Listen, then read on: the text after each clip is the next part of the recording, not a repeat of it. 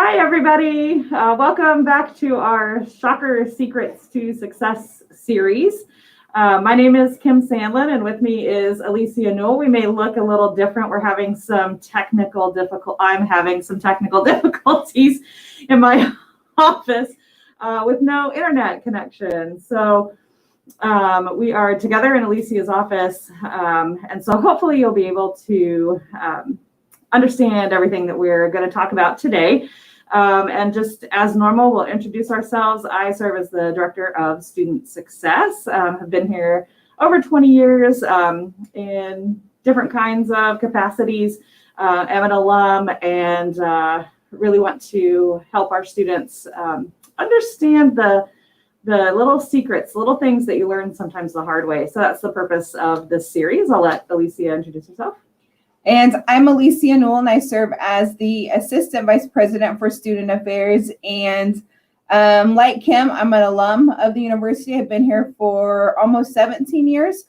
And I think for me, a good part of why I'm interested in doing this is to help students learn not only from my own mistakes, especially as a first-generation college student, but also help share nuggets of things that both Kim and I have learned along the way that have helped other students get through their journey a little easier. Yep. So today we're talking a little bit about Blackboard. We talked about this in our first episode, but want to let you all know of a couple of different resources that may help you navigate Blackboard and understand that a little bit better. I want to talk about time management, reflecting on your semester so far. It's about time that our exams are hitting, and we're feeling that from the students. A little bit heightened stress with that, not knowing exactly how to respond to that. So just reflecting on where you're at right now, and then finding a routine to balance academics and life in general. We know that's particularly difficult this semester. So the first thing that I want to share is a new link to some resources we have available on our website. If you go to wichita.edu/success, you can scroll down about a little over halfway down, and there's a section called Shocker Secrets to Success, and there's a button that says Blackboard Help Videos. So if you have not yet figured out how to navigate your Blackboard classes, this is a great resource to help you. It's a series of about 1 to 5 minute videos, how to submit an assignment, which we're assuming and hoping you all know, but in case you don't, there's a video for that. How to email all of the students in your class if that functionality is available for you. How to email your professor, how to look at comments. Many of your professors have been providing comments in Blackboard, and we're hearing that students don't know where to find those because they keep submitting assignments with the same types of mistakes.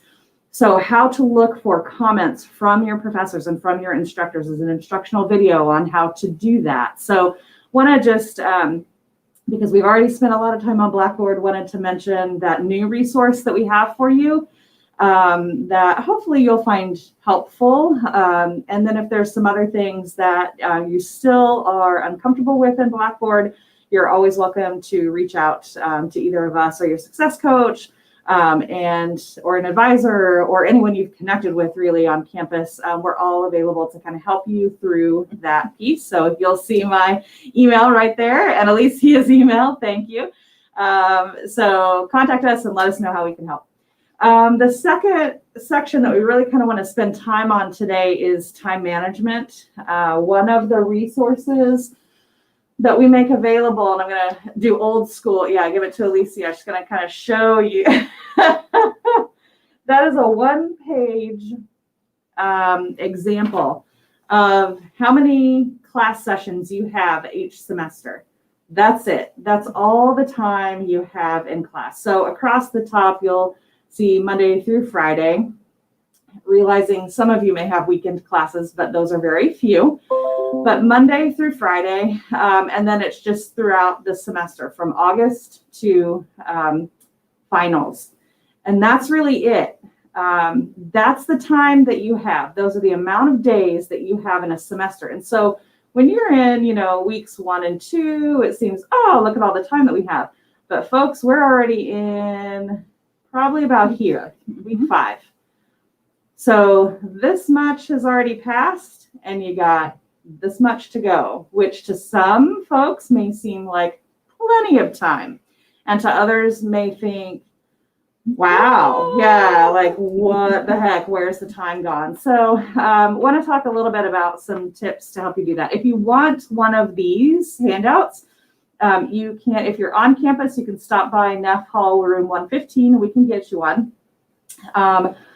Or you can connect with your success coach or email me or Alicia, and we can send it to you so that you can print it off and use it. It's great because if you have nothing else, if you're using no other tool as a planner, this will provide you with a planner. This would be great if you're a binder person, if you have binders, to keep in the front of your binder, to just kind of keep track of where you're at.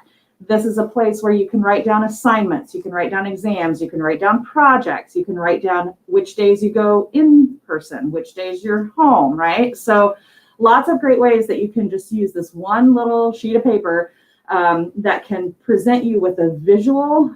For those of you who are visual learners and really take information in visually, this is a great tool to be able for you to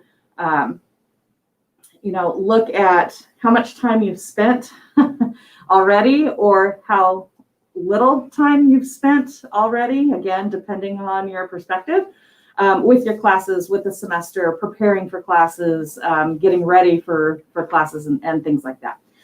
If you struggle with time management, you're not alone. That's probably the number one resource that we get asked in student success to talk with students about and to help with students about, or to help students with, right?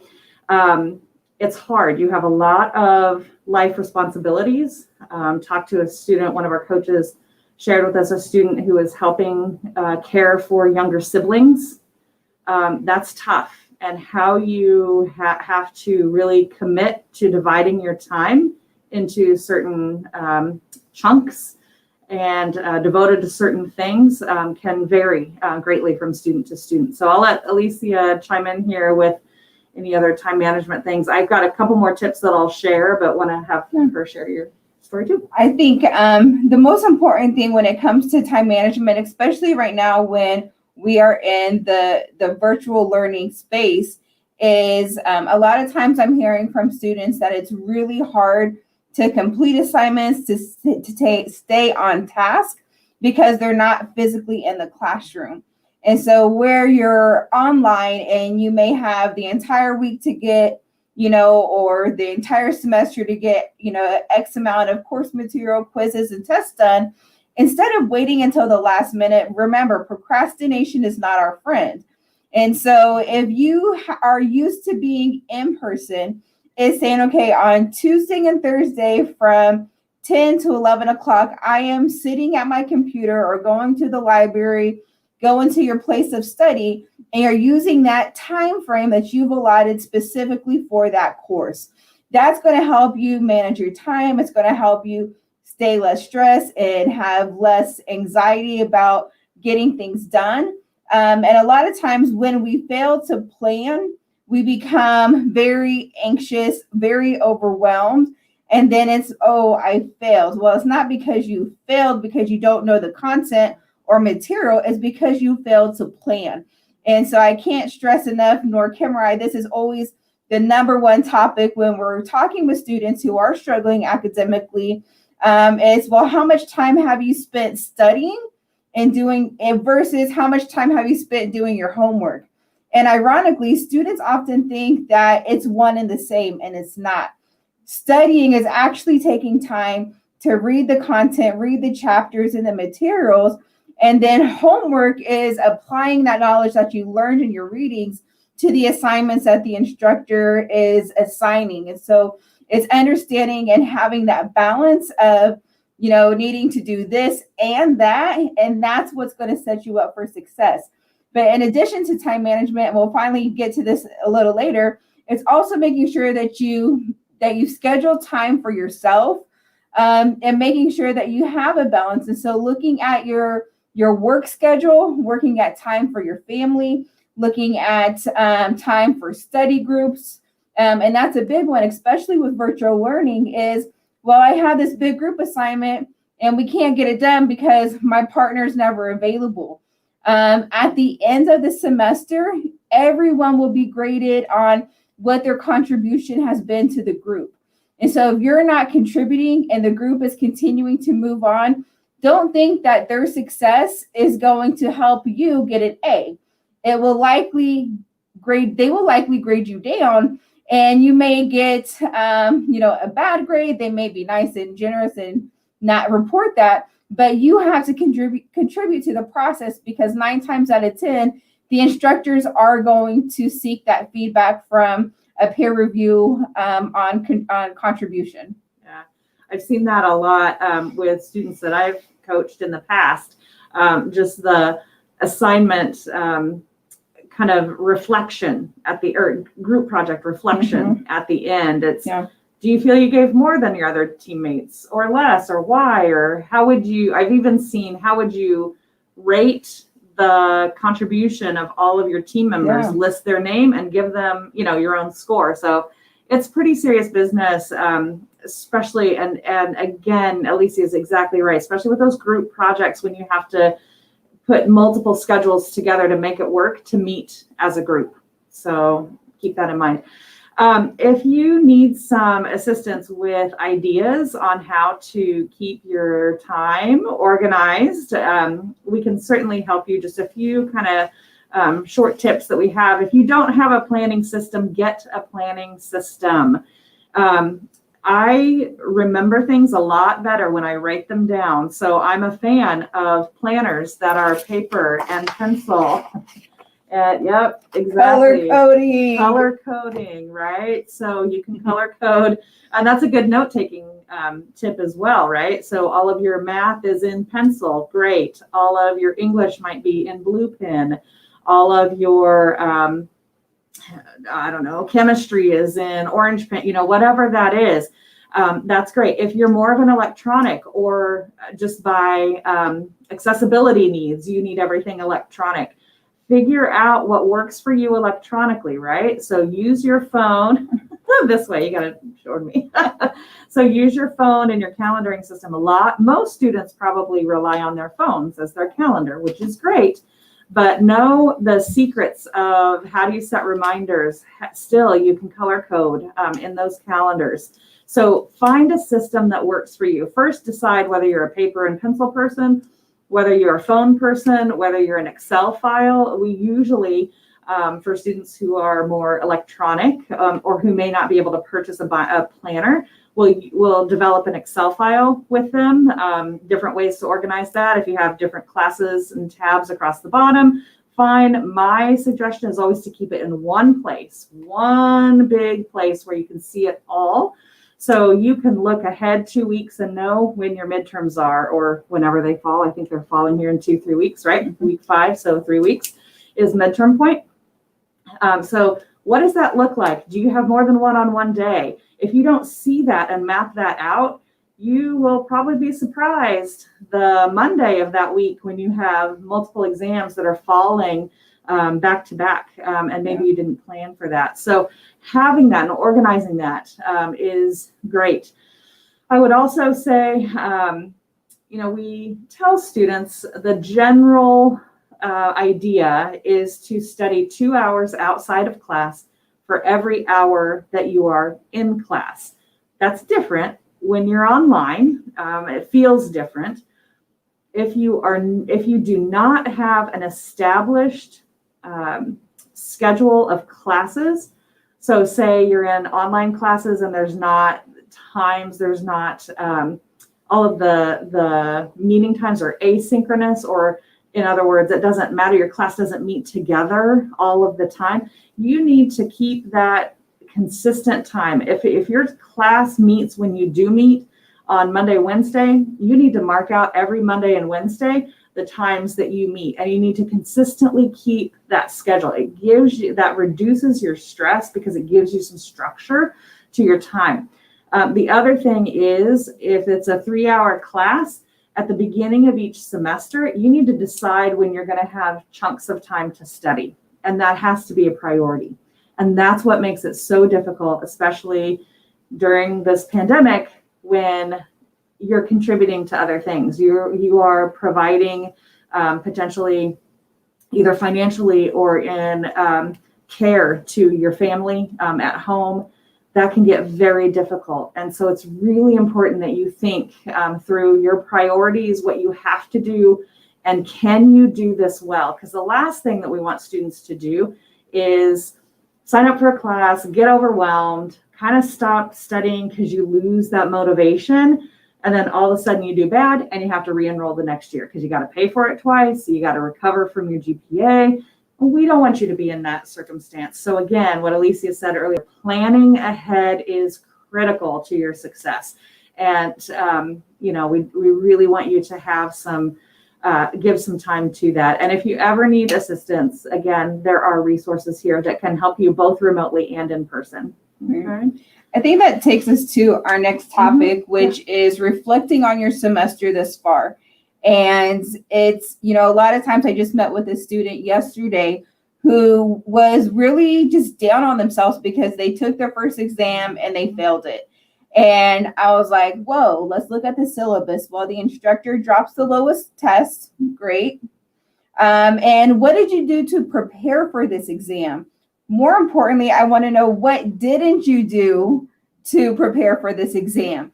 And so take time to really sit down and ask yourself, are you happy with where you're at right now? If you have no idea where you're at academically, that's a great time for you to, one, introduce yourself to your instructor and take advantage of student hours and go to the instructor's office or email them, call them, schedule that appointment, and just ask, hey, I'm wanting to know how I'm doing in the class.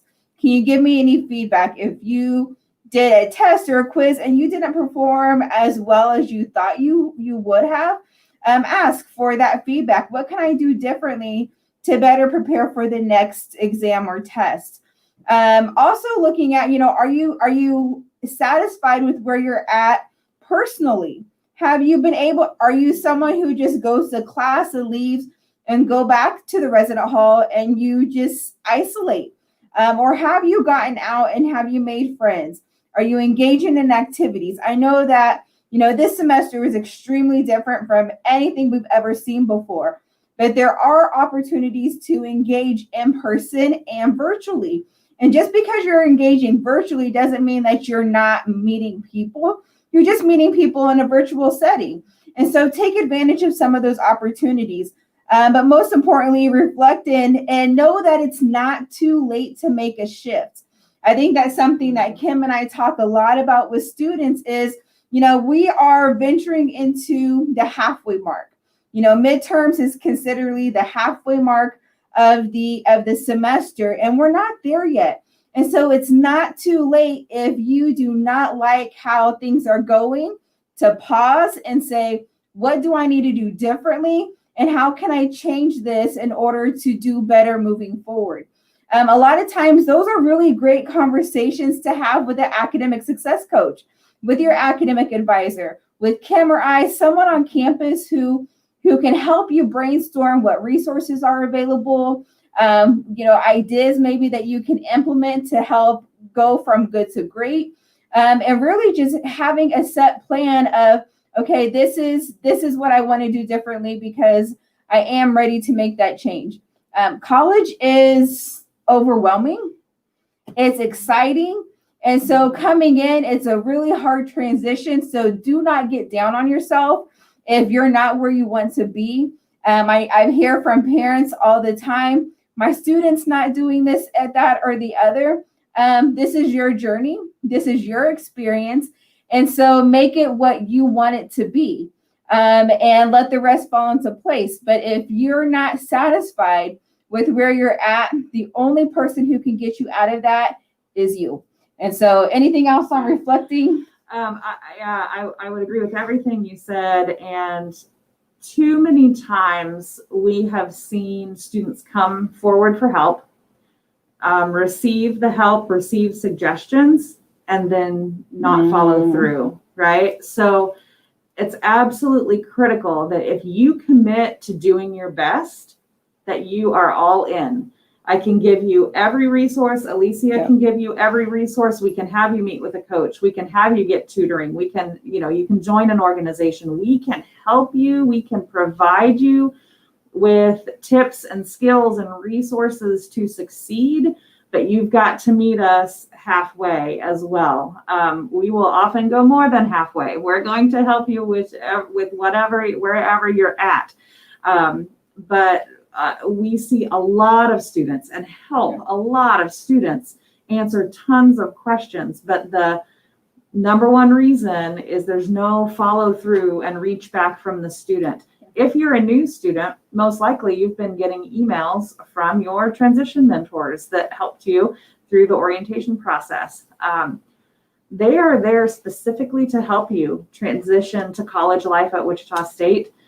Very rarely do students reach back out to them and ask them questions. They are a resource for you. They will give you the real deal. They will talk how it is. They will, I can tell you everything's wonderful.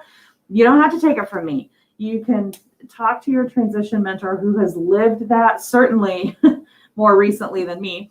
But they can really give you some really great insight, but it is critical that you take advantage of that and that you follow through on that. We hear way too many examples of when students just don't, or we say a lot of when students are confused about their major, or they think they may be, I'm spending all of this time studying, I don't know, physics. I'm just picking on physics.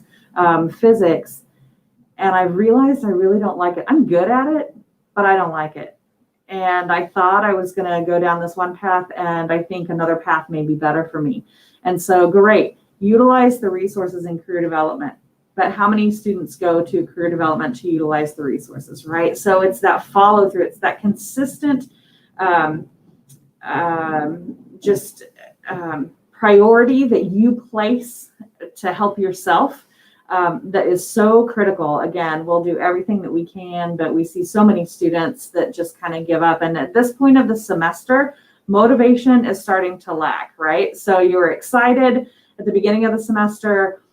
You weren't exactly sure. So you were investing a lot of time in figuring out Blackboard and figuring out how to do things online. And so now you kind of have it down, and now you're finding yourself sitting in front of a computer a lot, doing either research or doing homework or attending class. And it's starting to kind of, I don't know about this. Am I doing the right thing? And that's normal. That's totally normal. We're hearing a lot of isolation. We're hearing a lot of motivation and procrastination from students. I think we went through it. I don't know about Alicia, but I went through that as when we went remote last spring. It's kind of the, oh my gosh, is everything working? Can I log on? Can I, whatever. And it was kind of the, not excitement, but adrenaline of having to change so fast. And then I was like, wow, this is tough, sitting in front, not having human contact and sitting in front of that screen for so long. So how to get myself out of that? So you got to work yourself out of it, and it will come. You will work yourself out of that, but it's really hard for that to stay committed to showing up to class every single time, putting the work in to study every single time, adequately preparing for your exams, looking at your priorities, which honestly, time management is more about priority management than it is actually time management, because you have to make time for the things that are a priority for you. And sometimes we're seeing that those may change, especially right now. Your priorities may need to change a little bit, and that's okay. That's fine. Again, that's kind of normal, but let us help you navigate what that means then on your academic side and for your time plans and things like that, so that you don't get caught up and behind and have to kind of come out of a deeper hole that you might feel like you're stuck in.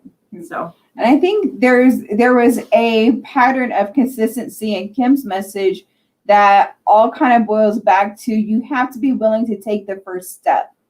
If you're not willing to take the first step, and knowing that you may have to take that first step alone, which can be extremely scary, you're never going to shift and move.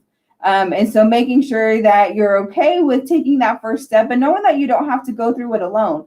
Your success coach, Kim, and I, there is an army of people literally on standby on campus waiting to assist and support you. And so making sure that you make time for you, that you're willing to make that first step, and then ultimately have an accountability partner. My accountability partner right here.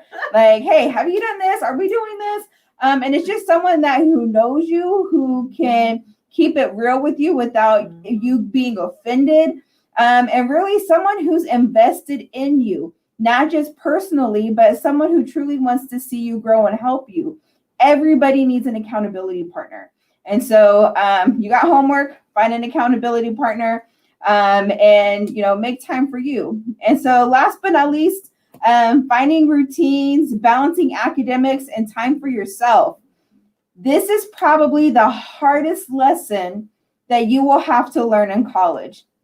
And that is, how do you find balance for everything that you have to do and everything that you love doing?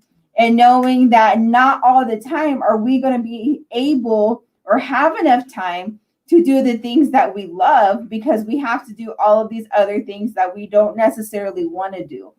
And a lot of times when I talk with students about, you know, finding routine, healthy routines, and time management, healthy, it comes down to they think that they have to remove all of the things that feed their soul because there's no time for it. And so if going out with your friends on the weekend is really your woo-saw and you just need that social engagement and interaction. One student was like, I really want to go to brunch with my friends on Saturday mornings. That's something that we've always done. And because of COVID, I've not done it anymore. And so, you know, falling into different patterns because they removed that from their schedule. Is how can you have that balance? And so maybe it's inviting, you know, friends over to your house and you cook brunch internally at home and you still have that social action. But you're balancing that of, you know, do I need to do it every weekend or maybe do I shift and do it once a month? So now I have something to look forward to. And so it's making sure that you're giving yourself time to look forward to something, because that is really, really critical, especially in the pandemic era, right? Is if we don't have anything to look forward to, then other signs and symptoms of depression, anxiety, and stress, and that all comes into play. And so making sure that you take time to have that healthy balance. If you're studying, and I think Kim and I can, if you're studying at home, I am guilty. If I'm studying at home, I find 101 other things that I need to be doing. And so I'm like, oh my, there's dishes in the sink. I need to go and do I hate dishes. Or, oh, like there's this, I gotta stop what I'm doing and I gotta go do that. And so knowing, you know, the place where you're studying, is that the right space for you to be in? And it's nice to also change up the scenery. Come on campus. In the Radigan Student Center, we have rooms available for students to go and just study in. So you can have a study group by yourself. You can have a small group study in there. The library, there's numerous classes, classrooms not being used on campus. Yeah, I think too, part of that social connection that can help with your academics, so you can kind of get two with one activity. There's nothing that says you cannot, in a small group, masked up, come to campus, maybe sit outside. Right now when the weather is beautiful, sit outside on a blanket and a lawn chair that you bring and one of the new chairs around hammocks, right? Meet as some students, common students in the same or different, it doesn't matter, and spend time, attend class sitting outside of the building if it's online, right? We've got some Wi-Fi. You should be able to get it right in outdoor spaces and take advantage of that, right? So there's nothing that's prohibiting you from coming to campus saying, nope, you can't be on campus. It's just, again, you have to be cognizant of the rules and all of that. But if you have a group of 3 or 4 friends, get together, bring some lawn chairs, go over by the food court, the food truck plaza, over by the Lovelock pods, outside of the library, around the RSC, and then courtyard outside of NEF. We see a lot of students sometimes on blankets there studying. But there's nothing that says you can't still have that connection and either be attending class together or just a study group. Maybe you do it, again, while the weather's nice, you can do it outside, you can do it safely, have a study group on campus, regardless of, where your class may be and what the rest of your class is doing. Maybe that's the group project, right? That you come together on campus. I think there's a lot of misconceptions that you have to stay away from campus, and that's not necessarily the truth. We just have to think of different ways on what that now looks like and how we can still get that connection, have that kind of human time that I think feeds a lot of our souls, to be able to kind of, again, keep our motivation up, keep us the momentum toward the end of the semester going, and to just kind of help us help ourselves be as successful as possible. So absolutely, you got to find things that really feed your soul, things that you enjoy doing. It might be at home. Cool. Stay at home. Do them at home. That's awesome. It may be coloring sheets. It may be, yoga, whatever.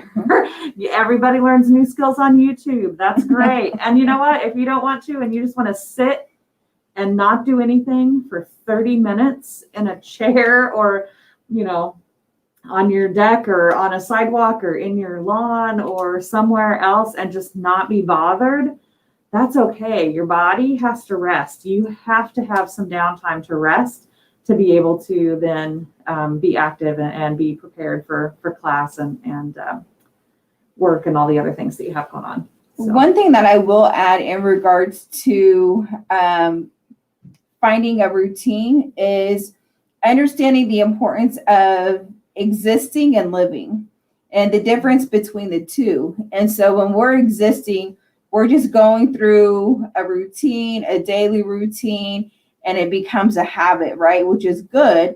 We want to be able to exist and have a healthy routine that we're following daily. That's getting up, brushing our teeth, taking a shower. If you have a Zoom, get dressed. Don't stay in your pajamas all day. Make sure that you're going and you're sitting in a lighted area, going outside, like Kim said. All of those things are really healthy behaviors. When we go from existing to living is adding in those little things that let in sunshine in our lives. Okay. And so right now, I think, we need a lot of sunshine. And so, I can, follow my routine and go and study in my room, or I can shift and I can really live and do something different, which is I'm going to take a blanket and go lay outside, the RSC or Nev Hall, and I'm going to study outside and just do something that maybe I normally wouldn't do. And it's pushing yourself and going against the grain and trying something different that's going to get you excited. That's going to help you build, again, healthy routines, healthy behaviors and habits that are going to help you feel more fulfilled in your day-to-day lives and routines. And so I think that's also another big thing, especially in relation to mental health, is how do you make sure that you have those healthy balances and noticing when you're not okay and making small shifts. And a lot of times people think that they have to do something really dramatic or drastic in order to, address some of those concerns. And a lot of times it's little things. It's, man, I'm studying all day and I don't have time to eat. Okay, well, the night before, maybe part of your time management or your routine comes into meal prepping. And so you're meal prepping your lunch or your breakfast for the next day. And so that's keeping you healthy, it's keeping you on a schedule. You have your routine. And so you're able to keep going without skipping a beat. And so look for little ways of adjusting and know that you're selling. And when you sell, you always have to adjust, right? And as long as you're continuing to adjust your cell, you're going to reach your destination. But just know that, at time to time, you're going to have to check, okay, am I on the right path? Am I getting closer to the end goal? And if not, adjust your cell and you'll get there sooner than later. And if you need help along the way, radio us. We're on standby. Yeah. Radio call, what? Okay. Yeah, right. They don't know what that means. No. Yeah, I would agree with that. It's important, especially again, the students that a lot of us are talking to right now. You lose sight of the end goal, right? You lose, and some of you may need help developing that end goal, and that's fine. We can help in either situation, but remember that every class and every class session and every time you're sitting in a class and studying for a class, that gets you one step closer to that end goal. And progress forward. It doesn't matter how fast you're moving. If you're moving forward, you're moving, and that's what's important. You need to keep going, and every little bit helps. So good message at this time of the semester, and what we're really seeing with our students right now. So we hope that you are all doing well. Alicia, do you have any other? No, I think Kim said it best. Keep moving forward. That's the best thing. Keep moving forward and knowing that you got this. And if you trip along the way, get back up. It doesn't matter how many times you fall. What counts is how many times you get back up. And that, I think, is the most important lesson, especially nowadays. And so, yeah. All right. And with that, I think that is today's episode. So thank you so much for joining us today. And we'll have another one out next week. I think this is episode 3. And we'll keep joining you here and providing this information. Hopefully you're finding it helpful, and that's our main goal. Yeah. So keep going, keep sailing, right? And by the way, you don't have to keep this a secret. Share it with your friends. Share it with your friends, and be like, hey, they kind of know what they're talking about over there. So yeah, like, share, follow, all that great stuff, on our social medias. And just know that we're on standby to help you every step of the way. Have a great week. Thanks, everybody.